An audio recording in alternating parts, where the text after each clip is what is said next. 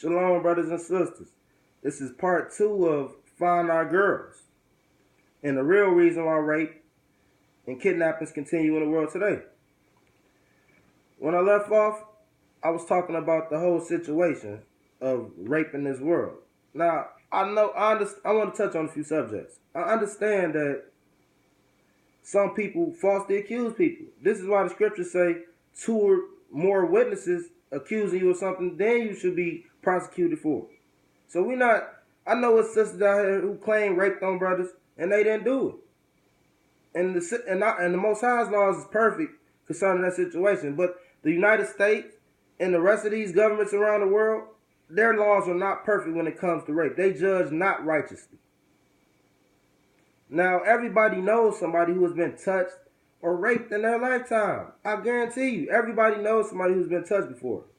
And it's a sad thing because we see how this affects the person. We see how this changed the person for bad. You rarely see somebody spark up after being touched or raped or defiled and become like awesome. No, they go through a dry period. They go through a hurt period in their life because they're trying to get those memories of somebody taking advantage of them out their mind.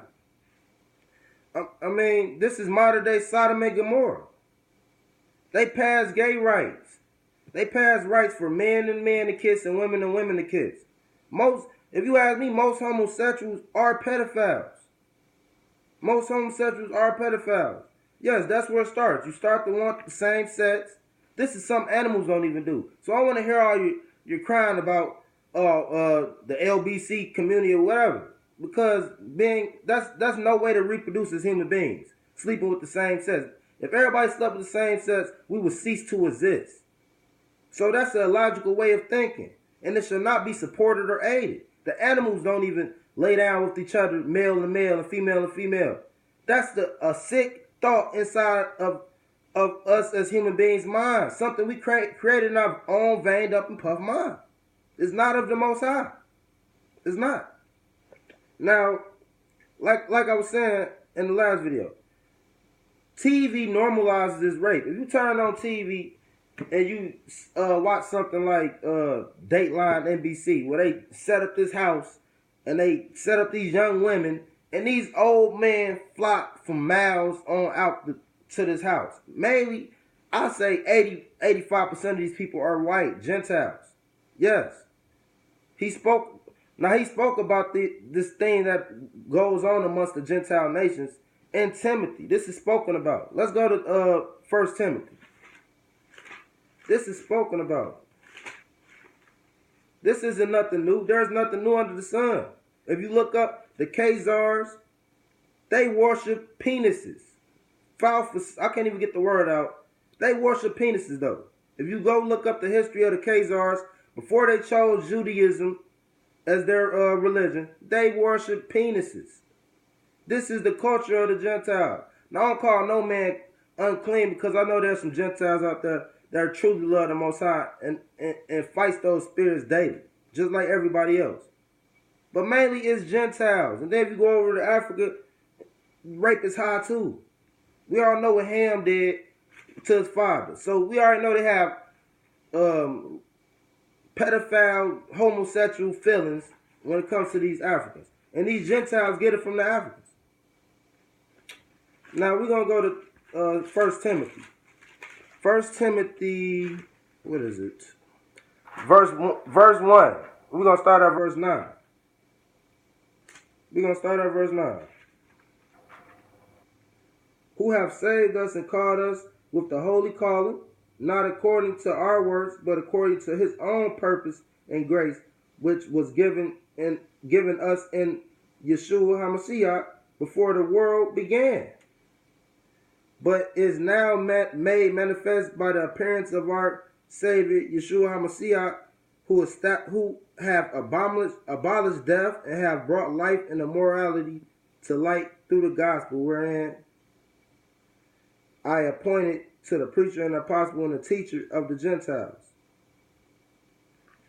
Let me continue to read, because I'm looking for a certain verse where it talks about something. I'm sorry, I'm in 2 Timothy. Excuse me, people. I'm in 2 Timothy. I'm so sorry about that. That happens. Let's read. 1 Timothy chapter 1, verse 9. Knowing this, that the law is not made for a righteous man, but for the lawless and disobedient, for the ungodly, and for the sinners, and for the unholy and profane, for the murderers of fathers and murderers of mothers, for manslayers, for whoremongers, and for them that defile themselves with mankind, for men stealers, kidnapping, there you go right there, men stealers, for liars, for purged persons, wicked, judging unrighteously persons. And if there be any other thing that is contrary to the sound doctrine. These laws was made for these wicked people to stay in check. It wasn't made for the righteous man, but for the unrighteous man. These laws, because so they can know what they're doing the Most High doesn't approve of. These laws made for the unrighteous man, for the men stealers, the whoremongers, the murderers, the killers, everybody who's going against this sound doctrine. Now, rape, there's many different signs of rape and kidnapping. Like I said, if you read what is it, Georgia versus Coker or something like that, they put out the 8th Amendment, and the 8th Amendment protects rapers. If you read the 8th Amendment of the United States of America, it says that they don't want to overly punish somebody. But I don't see how you're overly punishing somebody by giving them life in jail or the death chair for raping somebody, when there's clear evidence that they raped the person, or they're admitting that they raped the person. But this 8th Amendment protects these people. So the government has their own laws to protect themselves. Now, as I said in the first video, these Amber Alerts in the back of the milk carton and the pictures in Walmart, that didn't start until their kids started coming up missing. They never cared when our kids come up missing. As you see today with the 10 black girls in D.C., if there was 10 Caucasian girls in D.C., shit, it would be all over Facebook. It would be all over the news. They might make it a day. They might make it a national day to be remembered. This is how they do. But this is going to get swept right under the rug, I guarantee you. Now, there's many different signs of kidnapping. If we go to, we're going to go to 1 Kings chapter 3. Because in 1 Kings chapter 3, 2 women were friends. You see this all the time when people try to sneak in the hospital and take people's baby. You see it all the time. People kidnap people's babies, raising them as their own. This is what this woman tried to do in 1 Kings chapter 3. She knew the baby was her friend's baby, but her baby had died, and she just couldn't take the fact of not having a child. So she would rather lie and say this is her child, and have both of these women saying that this is her child. So we're gonna see what happens.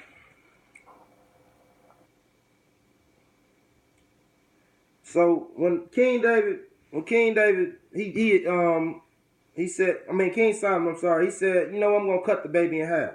And he had already prayed to the Most High to give him wisdom and understanding to deal with the people. So this was the Most High brought to him. Okay, so you're going to cut the baby in half and see what the women do. The crazy woman who didn't care for the baby, who baby it wasn't hers in the first place, said, yeah, go ahead and cut the baby. She didn't care, her baby was already dead. But the woman who baby it was said, no, I would rather this crazy woman raise my child and give my child a chance to live than cut my baby in half and end the dispute. So he found out, okay, this woman has to be. He was right. This woman is the true mother of this child, because she would rather this child go in the hands of some stranger than to have her child killed because of what's right and what's wrong. So you have people kidnapping and doing stuff on all sides of the table because of their own lust. This child isn't yours. How could you sneak in the hospital and take a child that isn't yours? You have to be sick in your mind to kidnap somebody else's child. If you can't have children and you're barren, hey, you need to work on your health. You need to pray to the Most High. You need to adopt. But taking somebody else's child without their permission is wickedness. And this land will go down because they allow this wickedness. This is modern day Sodom and Gomorrah. If you read the story in Sodom and Gomorrah, the men wanted to rape. They wanted to rape the men. They didn't want any women. They wanted the men. This is a sick country. They pass gay laws. They pass laws to save the pedophiles and the rapers. They pass laws to save everything that's bad. And then when somebody's trying to do something good, they punish them severely. Severely. There's no way this brother should be doing 13 years. This Hebrew brother and sister supposed to be doing any time when there's much worse cases of people doing much worse things to their children. These kidnappers and people getting out before a lot of these people who do regular crimes. His brother's still in jail. His brother's in jail for life for making one simple mistake of selling poison to their people.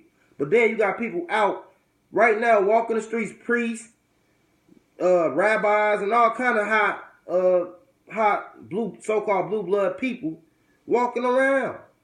Still out, have took somebody period and raped somebody, that touched a little girl. Far worse than selling somebody poison, a person who's asking for the poison. Or on the other side of the coin, this person don't know no better. He's trying to feed his family and haven't been taught properly and told properly that this is the wrong thing to do. But these people rape, that you don't have to tell somebody not to touch a little child. This is ridiculous. Ridiculous. Man is wicked. That's all I'm going to say. Man support wickedness, and they will aid wickedness. You won't believe the things that these people do in these secret societies. You won't believe the things people claim that have been done in them inside these Catholic churches. You won't believe what happened inside these school systems. You see the thing with Penn State. You won't believe these things. These Gentiles are known for doing these things. They're known for doing these things, having some homosexual activities. This is not a thing of Israel, but you have brothers in Israel who do this too.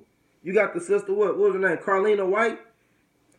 And I spoke of 2 Kings. This woman had been taken her whole life and didn't know this woman who was raising her had kidnapped her. So this is not a black and white thing, but Gentiles do a lot of the crimes. But we can't just focus on color, because you have black people doing the same thing. You have Africans doing the same thing. So this is a thing with man and mankind where they want to aid this wickedness. If you touching or raping a child, you should be stoned to death. No compromise. If you're caught kidnapping a child, you should be killed. No compromise. I don't understand how people feel like, okay, he should get another second chance. Especially if there's 2 or more witnesses. This is the insanity the world supports. They support their own insanity. But when you bring these scriptures to people and you bring the truth to people, they say it's too harsh. But is it too harsh when this girl is getting raped? When this 14-year-old girl is getting raped on Facebook Live?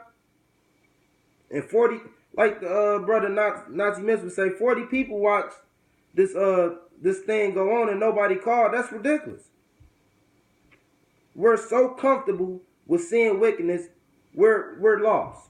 We're lost. Me and that son place to the point we see wickedness and stuff that's not right going on, and we say nothing. We're the judges of the earth according to Psalms 82 and 83. What is wrong with people these days?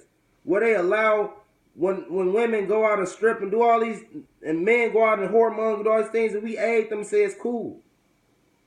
I stand up for righteousness. I stand up for righteousness in my lifetime. In this life, you either going to build or you're going to destroy. You either going to build or you're going to destroy. You either going to see a child and you're going to want to help this child and do something nice for the child, or you're going to want to destroy the child. America's customs are the reason why rape and kidnapping still continue. Holidays like Halloween and Christmas, where you tell Santa he can sneak in your crib. You get one time of the year, a man can sneak in your crib and put presents under your tree. Or one time out the year, you get to knock on strangers' doors, random strangers' doors, and ask stuff for candy. That's why it's trick or treat. Because it could be a treat or you could be tricked. And then what are the kids to think 364 days out the year when you let them go and knock on strangers' doors for candy? They will think everybody is nice and this is a nice world. And it's not. It's not.